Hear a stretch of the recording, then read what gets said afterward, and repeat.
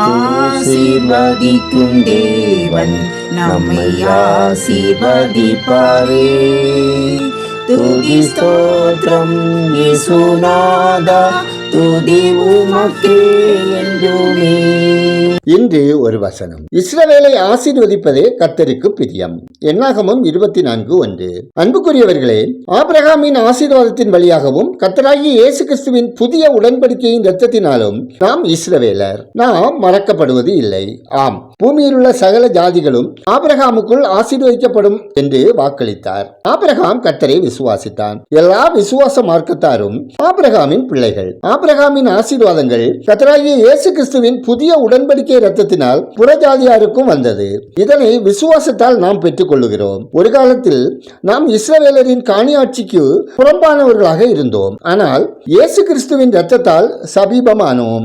நாம் இஸ்ரவேலர் ஆனோம். கர்த்தருடைய பிள்ளைகளாகிய நாம் கர்த்தருக்காக வேறு பிரிக்கப்பட்டவர்கள்.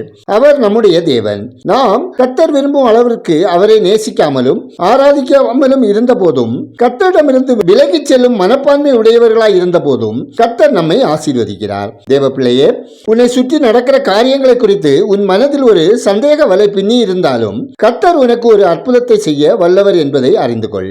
அவர் உன்னை ஆசீர்வதிக்க சித்தமாய் இருக்கிறார். நீங்கள் நினையாததும் எதிர்பாராததுமான ஆசீர்வாதங்களை கர்த்தர் உங்களுக்கு பொழிந்தருளுவார். நாம் ஜெபிப்போம். நான் உன்னை ஆசீர்வதித்து பெருக பண்ணுவேன் என்று வாக்குரைத்த நல்ல ஆண்டவரே, ஆசீர்வதிக்கப்பட்டதான இந்த நாளுக்காய், இந்த நாளின் வசனத்திற்காய் நன்றி சொல்கிறோம். அப்பா, உமது அன்பு பிள்ளைகள் அனைவரும் உம்மிலே திடப்படவும் விசுவாசத்தில் நிலைத்திருக்கவும், ஆசீர்வதிக்கப்பட்டவர்களாக, இயேசுவின் இரத்தத்தால் கழுவப்பட்டவர்களாக, நீதிமான்களாக வாழவும் தேவன் இரக்கம் செய்வீராக.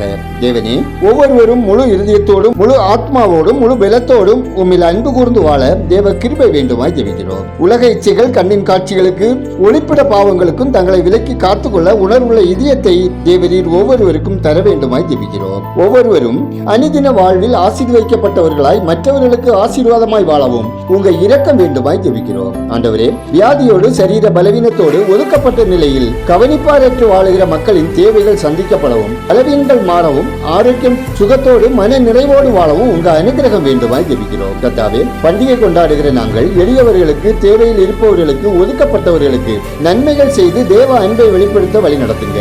உதவும் கரங்கள் ஆசீர்வதிக்கப்படவும், உதவிகளை பெற்றவர்கள் இரட்சகரின் அன்பை உணர்ந்து கொள்ளவும் கிருபை செய்யுங்க.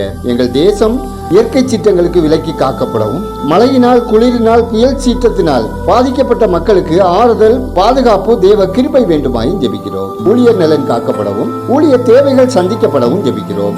எங்கள் விண்ணப்பத்தை அங்கீகரித்ததற்காக நன்றி சொல்கிறோம். துதிக நன்மையை உமக்கே செலுத்துகிறோம். இயேசுவின் நாமத்தில் ஜெபிக்கிறோம் எங்கள் ஜெபங்களும் நல்ல பிதாவே, ஆமென்.